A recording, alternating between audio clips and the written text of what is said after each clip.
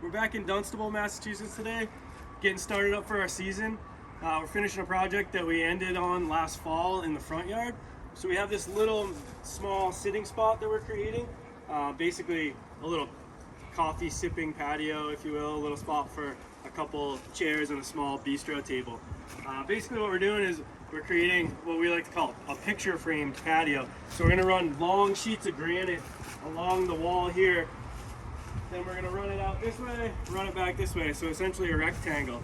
The cool part is we're doing a mosaic, irregular stone mosaic inside of that picture frame, so it should look pretty cool. Against the wall here, we're going to run some curb. There's going to be some fern popping up against the wall.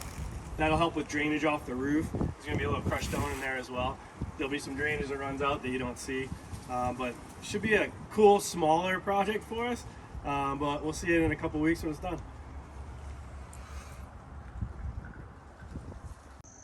All right, this is the backyard, phase 2 of our Dunstable project. As you can see, we took the design that you guys probably saw in the video and brought it to life. That's what we do. That's the cool thing about working with the designers and the builders as one unit. We do it all. So we took that design, brought it right down to the ground, cut all those pieces exactly as designed on the design itself. These curbs here actually were the front stairs. So their original front stairs are more traditional granite. We took them, cut them dead in half, and repurposed them as curbing along the edge here. I think it's a really unique twist and a way to gain some value out of taking something out of the front yard.